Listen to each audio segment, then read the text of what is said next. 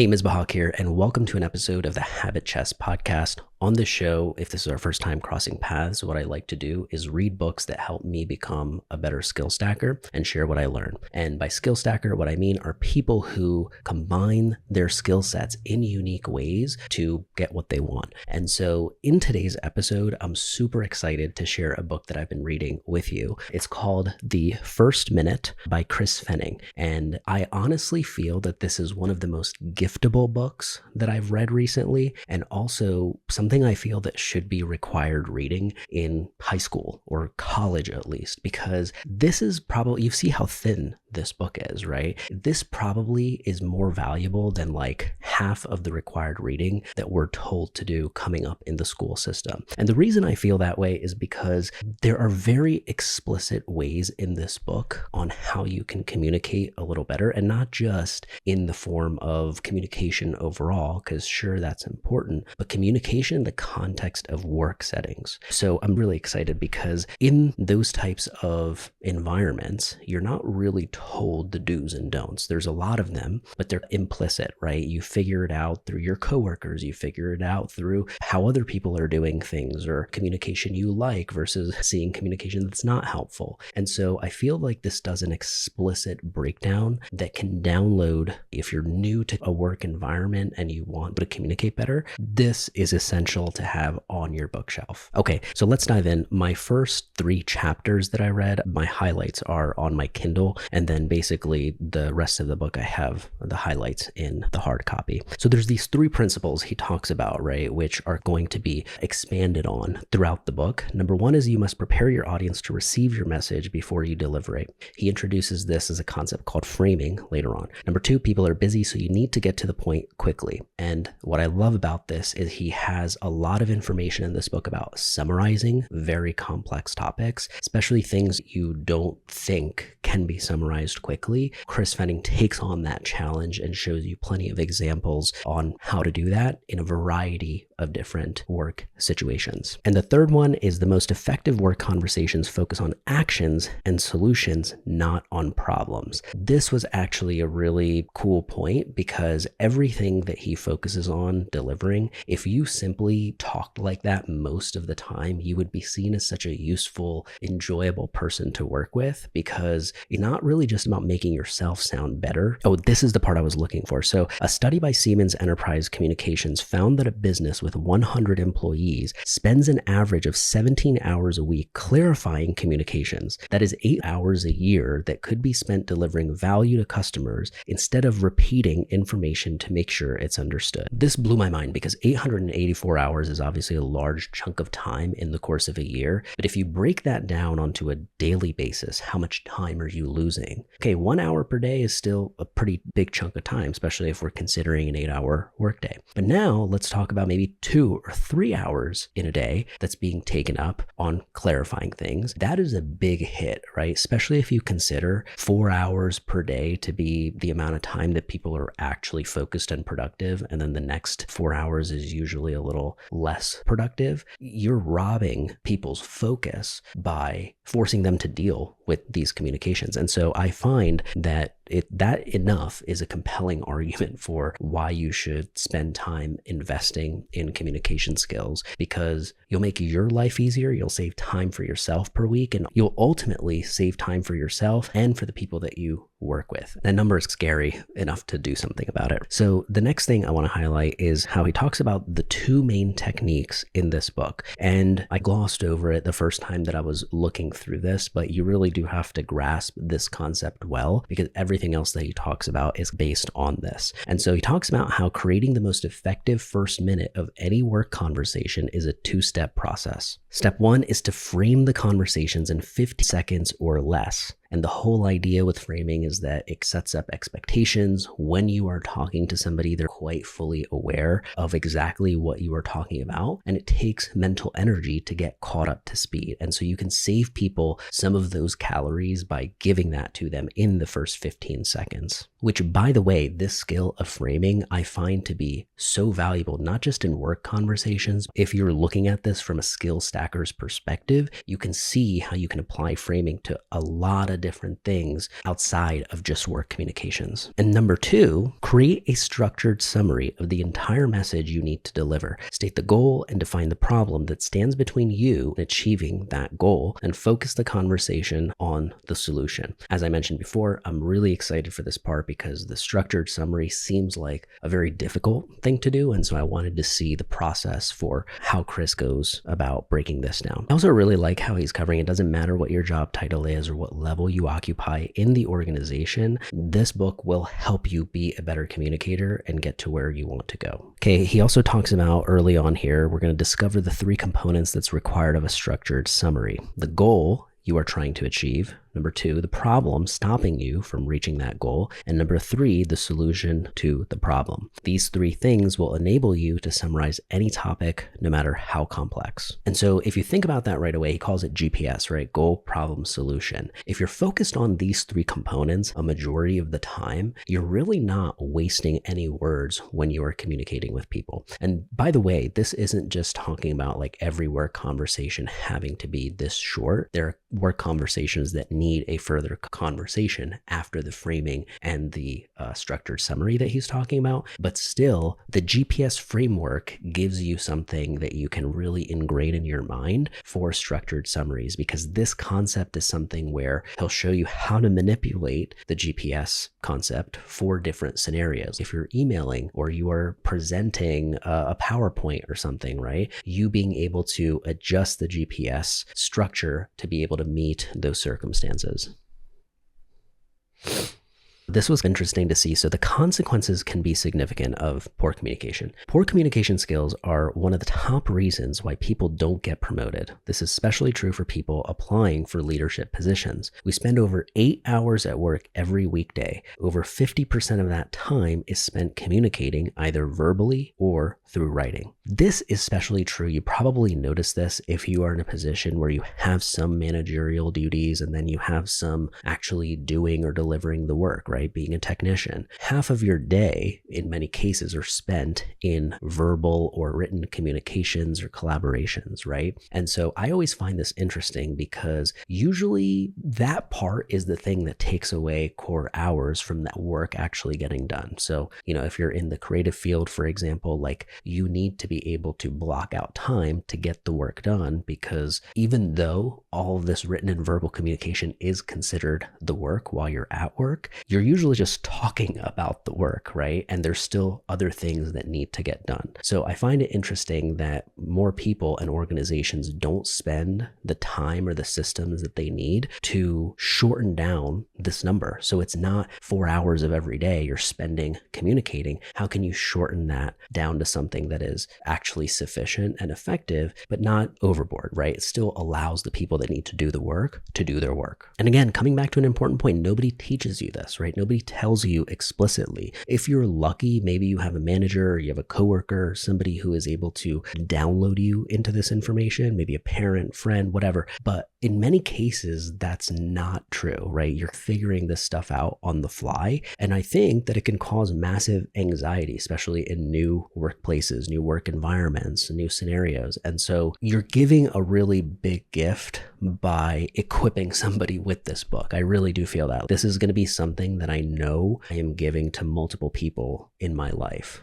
On top of this episode, of course. Research shows that poor first impressions can be reversed by a consistent, strong performance. It takes 8 good impressions to overturn a bad one. This one I thought was wild, even if that number is plus or minus a little bit, right? The number 8 is pretty fascinating because it means several, right? It means more than you think, and it's not 3. It's almost 3 times 3. And so that begs the question, what actually counts as an impression? So he goes on, it doesn't take that long to actually have 8 conversations at work with somebody, right? Because, for example, if you have one conversation every day with a colleague, you can go from being regarded as a poor communicator to being seen as a great one in less than 2 weeks. When you factor in emails and meetings, the number of times you communicate with someone each day goes up and the turnaround time is even shorter. This one stood out to me because it's if you screw something up in the world of being a skill stacker, you will. As you are acquiring new skills and you're trying new things, you're building new habits, you're going to screw some things up. And so it's really good to know, hey, when you do, is this survivable, right? And if it is survivable, you likely will learn better. You will take more risks, right? If it's not survivable, less people will actually speak up and contribute good ideas, right? You're decreasing the chances of great ideas coming through because of the fear of saying something wrong or saying something stupid and never being able to recover from that. Very motivating to see that you can do it. Like this quote that he had at the beginning of chapter 2, which is framing happens in the first 15 seconds of a conversation. That's his description. But after that, the quote is from Irving Goffman. Framing helps individuals interpret data. Framing should take no more than 3 sentences and be delivered in less than 15 seconds. There's 3 components that he talks about which make up framing. Number 1 is context. This is the topic you want to talk about. Of all the topics in the world, this is the one you will talk about now. Number 2 is intent, what you want the audience to do with the information you are about to share. And number 3 is the key message, the most important part of the overall message you are about to deliver, which is like the headline. Something important to note about this is he talks about how this stays consistent no matter who you're talking to, no matter who is listening, what the topic is about. You're basically using these 3 components in this order most of the time. Again, later on in the book, he talks about how this might change based on an email or presentation or different environments, like being in a job interview, right? But for the most part, you got to hammer this down. Okay, so framing equals context, intent, and key message. And this is tying back to the earlier quote in some ways, right? Without context, a piece of information is just a dot. It floats in your brain with a lot of other dots and doesn't mean a thing. This is actually from Michael Ventura. It's kicking off the section where he's talking about context a little more. And he goes on to mention how you can start your message with a context-based statement. So you could name the project or issue. You could name the process, system, or tool that you're talking about. You could talk about the name of the customer that you're working with, name the task or objective you want to talk about. A common example is if you're working on 30 different client projects and you give an update to somebody about one of those client projects being done, hey, this thing is ready for review. You need to include who the client is that you're working on, which batch it might be, what project is this related to, right? Without that, it's now work for me to receive that message and figure out what you're talking about. And so that's an example of where literally less than 15 seconds can solve that little communication gap in someone's brain when they hear this. Okay, this is actually pretty good. I'm not going to read all of them to you, but there's 10 different examples of context that you may need to provide in everyday work situations. I'm working on project ABC. I was reviewing the new information security policy. We're closing the sale on Jefferson account. I'm about to submit a request for time off. The new budget came out. I want to reward my team. I'm planning the office party. So the reason I read some of these is for you to see how diverse the topics and conversations can be. But regardless of what it is, there's always a piece of context that you can break the message down to. This was actually a big key highlight. The longer it takes to state the purpose of your message, the greater the chance your audience will form their opinion of your intent. The reason this is important is because they might form the wrong assumption about your intent, right? So the whole time that you're talking, if you don't state your intent clearly and quickly, it's now giving people room to assume what your intention even is. So taking the time right after the context portion to basically dive into intent, which is what you really intend to get out of this. And a funny way to remember this, he has the quote from the Spice Girls right after the intent section, which is, tell me what you want, what you really want. So intent is really coming at it with, why are we here? Let's not dance around it. Let's get to the point of what I need from you for this. If a speaker takes more than 20 seconds to clarify his or her intent, our brains stop processing the first thing the person said and try to process the most recent 20 seconds of information. This one was pretty crazy to me, right? So it's, if you're trying to get across something really important, but you're taking even 60 seconds to say it, the most recent 20 seconds is what's going to be at the forefront in this person's head, right? So they've already forgotten about the first 20 seconds and the next 20 seconds after that, which, knowing this, yes, it's worrisome, but knowing it is helpful because you can plan around it, right? You can really keep in mind, okay, what are the most important 20 seconds that I need this person to consume? Yeah, by clarifying your intent in the first few lines of your message, you give your audience the key to correctly interpreting and reacting to the information. Oh, this is really good. So there's 5 categories of intention that he talks about most work conversations falling into. And so I'll read you the 5. There's multiple examples, but I'm going to mainly go through the categories. Number 1 is needing help / advice or input. Number 2 is requesting action. Number 3 is wanting a decision. Number 4 is letting someone know something is about to happen so they are not surprised. And number 5 is providing information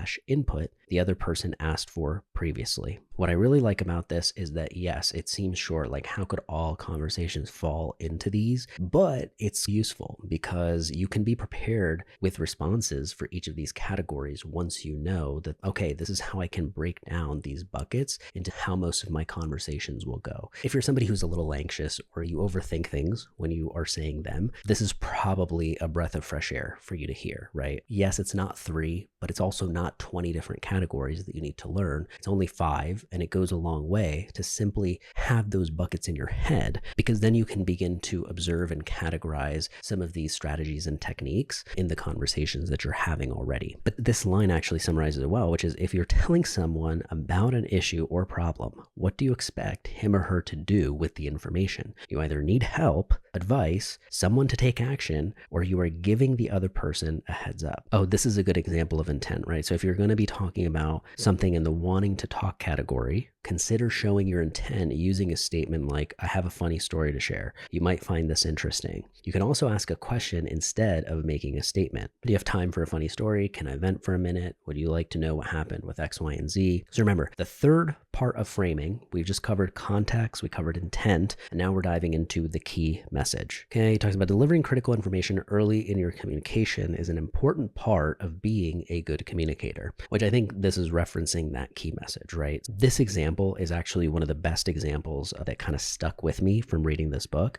He talks about going to a car mechanic. And what do you need to know when you go to a car mechanic, right? You want to know how much the bill is going to be. And, maybe are you going to have to make preparations? Are you going to not have a car for a day, 2 days, 2 weeks, something like that? And it's funny because while the mechanic is telling you the 10 different things that they're going to be doing for you, the entire time you're thinking about how much does this cost and how long will I be without my car? And so he talks about how his mechanic knew the thing that he cared about most. And then he goes on to say, like, his mechanic would give him all of the things that needed repairing and all of the detailed information. But it's like your brain was now open to receiving that because you've gotten through the heaviest parts of what you're probably going to hear, which is cost and how long am I without this car. So if you remember anything, this practical example is something that is a great way to remember the whole key message part in this framing strategy. Again, there's 10 different examples of more lines of key messages. I'll give you a few. I'm not going to read all of them, but we just closed a new client. The team beat the service level target. Our most experienced developer is leaving. We are over budget. We will finish early. I missed a deadline and the customer is upset. Okay, now he basically talks about putting everything together, and it really is as simple as once you have the context, the intent, and the key message, you're basically putting them next to each other in 1 or 2 lines. So I'll read you the 2 examples. There's several examples here, but I'm just going to read you 1 or 2. So the first one is context. I'm working on the Jefferson account. Intent, I've got good news. Key message, we just got them as a new client. So if I read that all together, right, in a conversation, hey, I'm working on the Jefferson account. I've got good news. We just got them as a new client. I covered all 3: context, intent, and key message. Let's read the next example. Read the report you sent me. Can you explain something? I want to understand the change in timeline. So this first line is the context. I read the report you sent me. Number 2, intent. Can you explain something? And number 3 is the key message. I want to understand the change in timeline. And like I said, there's several examples here, but he goes on to say how each of these examples are less than 20 words and takes no more than 15 seconds to say. Each includes a clear context, a clear intent for the message, and a key message that passes the so what test. That's actually what I really love about this, because I think when I was younger, I didn't pass the so what test. I would very often say things that would just leave the conversation hanging in midair unfair, where it felt like, oh, now the other person has to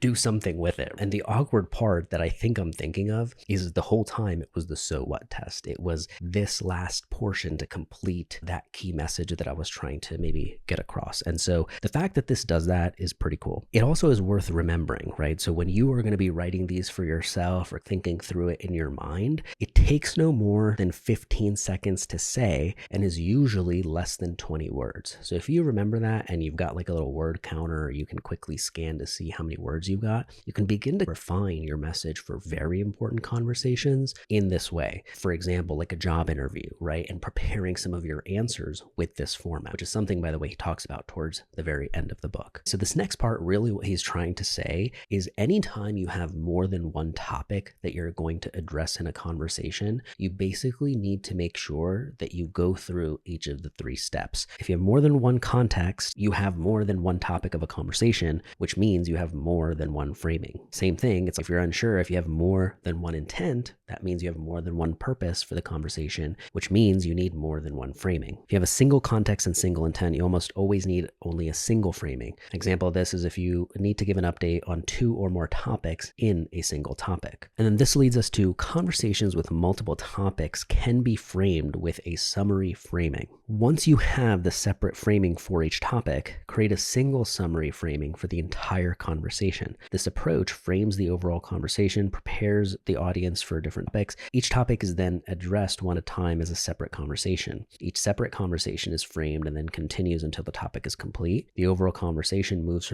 on to the framing for the second topic, and so on until all the topics have been discussed. At the start of the discussion, the audience knows they will talk about multiple topics during the conversation. So that's really the main thing. So if you are talking about multiple topics, giving your audience the heads up that's about to happen, that kind of prepares their brain for, oh, this is going to take more than 5 minutes. We're not just talking about one thing. And it makes the following things that you talk about less of a surprise. As a reminder, let's go through those 3 parts, right? These are the 3 core components of framing. Number 1, context, helping the audience focus on the topic you want to talk about. Number 2, intent, making it clear what the audience should do with the information. And number 3, key message, the one line that summarizes your entire topic. So what's cool about this is now you have the power to be able to frame a single topic conversation, a 2-topic conversation, or a multiple topic conversation, and ones with multiple different contexts. So this is a super powerful skill. It takes some time to actually practice, obviously, after you hear it, but now it gives you a framework for thinking about this every time you observe conversations happening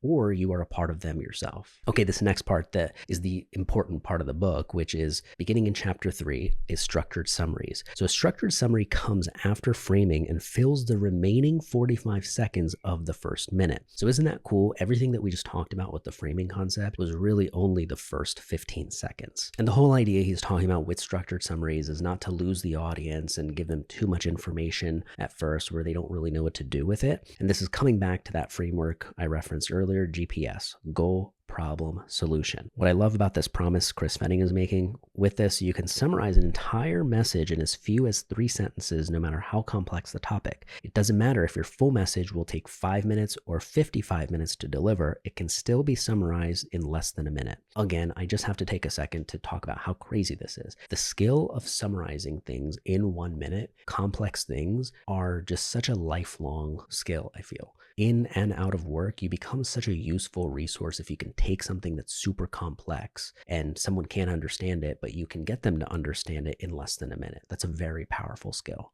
I like how he breaks down, if you remove the context and detail from each work situation, there's only 3 types of situations that remain where you have a problem and need to talk to someone else about it. Number 1, you have a problem and you need to find a solution. Number 2, you have a problem and are recommending a solution. And number 3, you had a problem and it has been solved and you are reporting the outcome. The GPS, similar to the navigation system, he named it in that way because it shows other people where you want to go. And it's giving you a clear, easy thing to remember, GPS, goal, problem, solution, that you can refer back to any time that you are stuck. Yeah, GPS method is a tool to help you show others where you want to go, to highlight the obstacles between you and your destination, and to describe the route to get there. And then it basically talks about how you need all 3 parts of it. You can't mix it up. You need every thing needs to have goal, problem, solution. So don't try to combine them or get around it by skipping one of these, basically. This is actually really important to know, is that you don't need to know the solution to the problem when you start a conversation. And this is really because a lot of times you're not going to know the answer to things that you're trying to get stuff solved, right? But this next part I really love, because what it does is it normalizes the idea that you're going to need help, you're going to have problems, and you're going to need to ask for solutions at some point, right? But there's a drastic difference between somebody who's coming to you just asking questions without any thought that they've put of their own and proposing like, hey, here's what I thought of already. I was wondering what you think of this, right? When somebody proposes a problem and solution to you like that,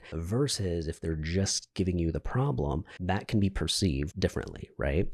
So he talks about here, proposing solutions is something that differentiates high performers. They regularly ask for help, but usually have some ideas of their own to help start the conversation. So something to keep in mind there is you're proposing a solution or two along with the thing that you might be asking the question about to show that you've thought through some of this already. And that's also helpful for the recipient to know what you've thought through already. And that gives them maybe some more context in how they'll answer your problem and the solution that they might give. And then this was an important reminder I needed too, which is the structured summary is an introduction to the conversation. It is not the entire conversation. The purpose of the structured summary is not to pack all the information into a few lines. It's a clear, concise way to give your audience an overview of what is coming next. And so he talks about how, yes, structure, and he mentions here how the structured summaries technically could be used on their own, right? But it's almost more valuable, almost always, when you combine it with framing. And so what it would look like, because remember, framing is made up of context, intent, and key message. And the structured summaries are made up of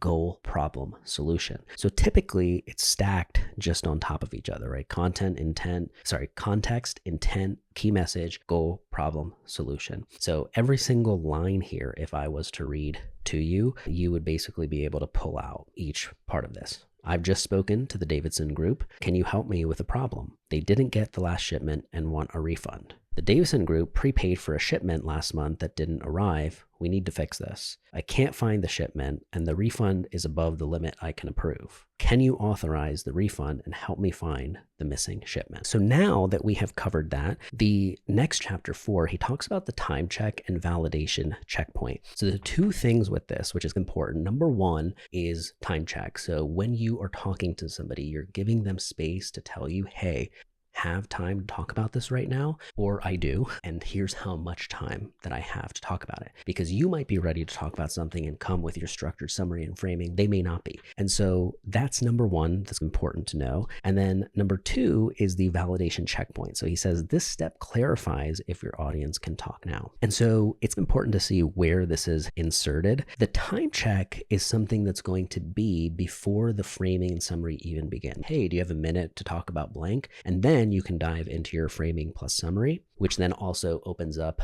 the rest of the conversation. As for the validation checkpoint, that actually occurs after the summary. So the validation checkpoint really exists for you to see two things, right? Ability and availability. So basically it's, hey, you do have maybe the time to talk about this right now, but you might not have the clearance or the ability to actually solve my problem. You might need to go to somebody else. So instead of you wasting all of this time explaining everything and then this person can't actually help you, one of the things he talks about is how you can take the validation checkpoint and I think put it before the summary. So you would do framing, then you would do the validation checkpoint, and that gives the person who you're speaking to a very early chance to go, wait, I actually can't help you with that. Let me connect you with the person who can. And then you save yourself some time from having to summarize things all over again, basically. Okay, this stat is pretty crazy. A study of email habits by Adobe found that email continues to be the preferred way to engage with coworkers. 39% of respondents used email as the primary method to ask coworkers a question, and 57% used it as the main way to provide a status update. I love that he covered this because everything up until this point is basically for verbal communication on meetings, in person, and things of that nature. But the email is really important because remember, this is where a lot of time is taken up too, right? If somebody throws you a message or a question,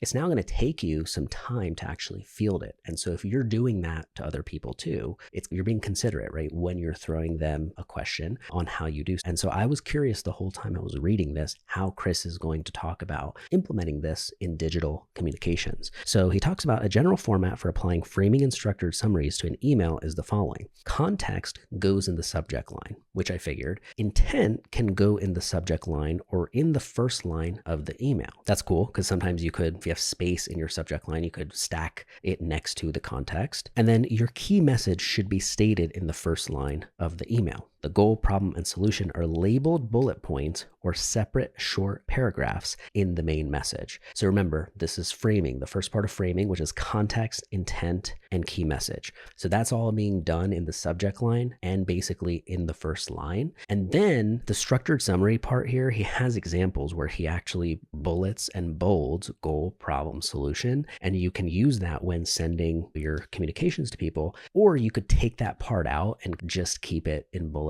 or short paragraphs, but you internally know that it's following that structure of goal, problem, and solution. A useful tip that I liked here, which is for the solution bullet, if you add /request, the word request basically helps clarify the intent of the bullet. And the whole idea is if somebody's really tight on time and they're skimming your message, the word request is going to stand out to them likely, and it's going to float there first. And then that gives them kind of a reason to prioritize it basically. And then I also was wondering this too, where he's talking about, do you need a structured summary for every single email the way that you would in maybe every single conversation? And the answer to that was no. So if you were going to have a long email chain about this, you would want the structured summary to exist in the first email. But then every communication after that, you don't need to go through a structured summary every single time. He said the exception to this rule is if a long email chain has become confusing or is mixing up multiple topics. And I really like this language that you might want to save for yourself. Hi folks, I've been following the discussion and would like to clarify the goal we are trying to achieve. Can you let me know if the summary is accurate?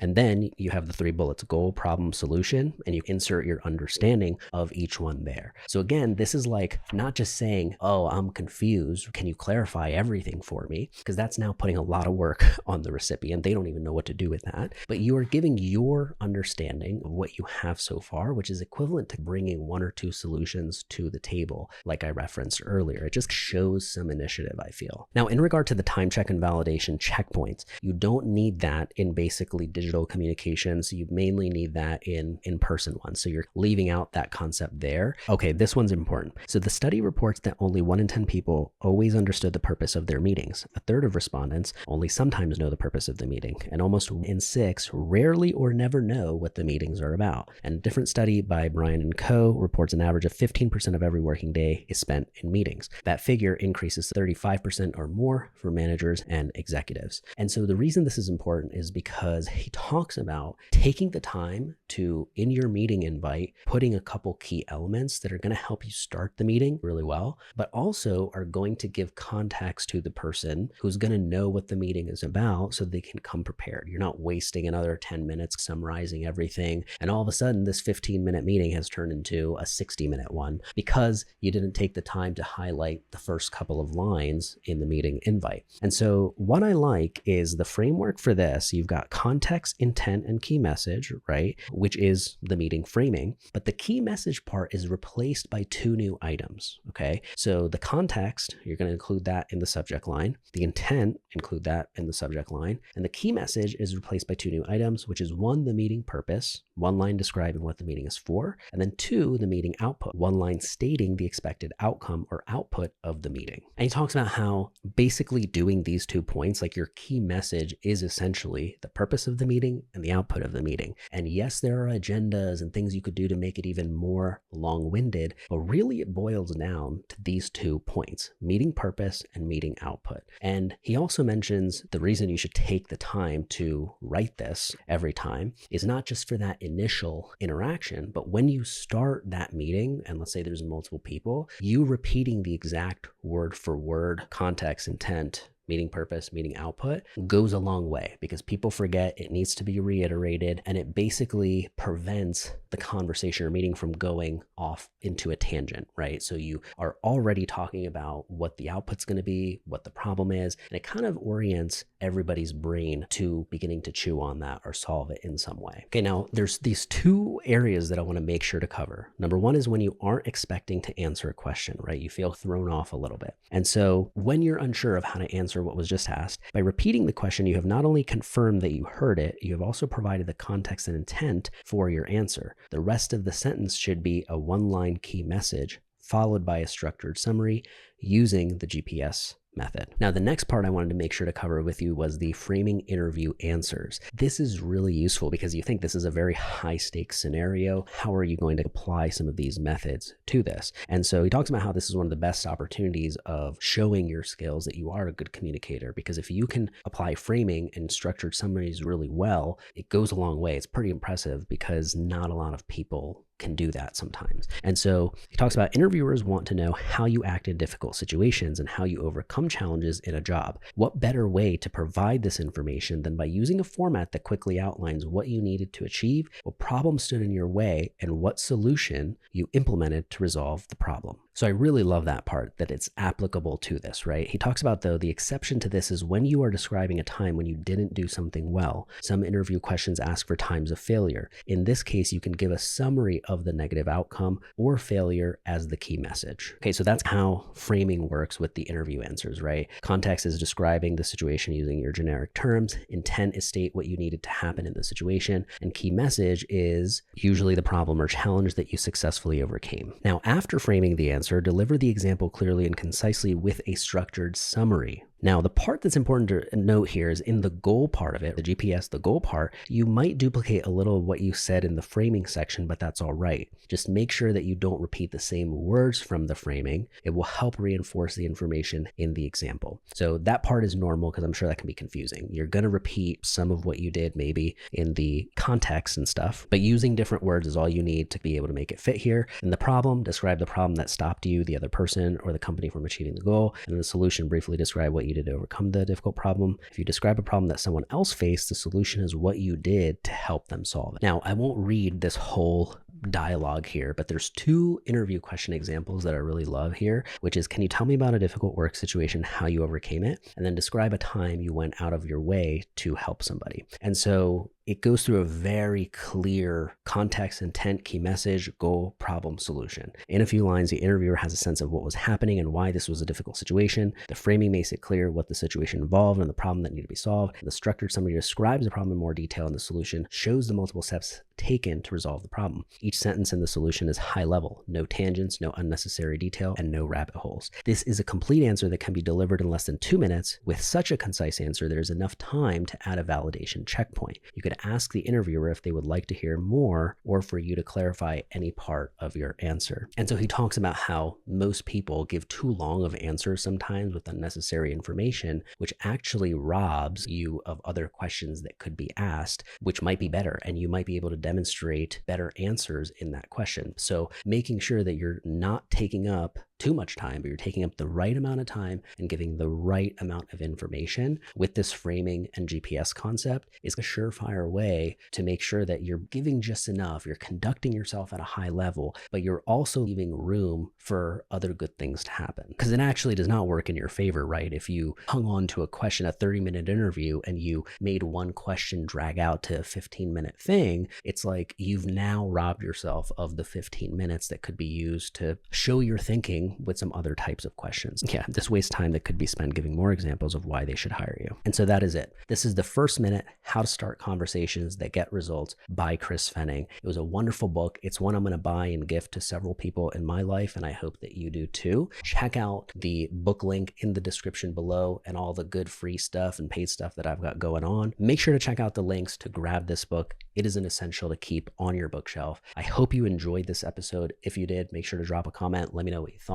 And if you have a minute or two, it would be greatly appreciated if you could leave a review on Spotify or Apple. I appreciate you joining me today on the Habit Chess podcast, and I will see you on the next one.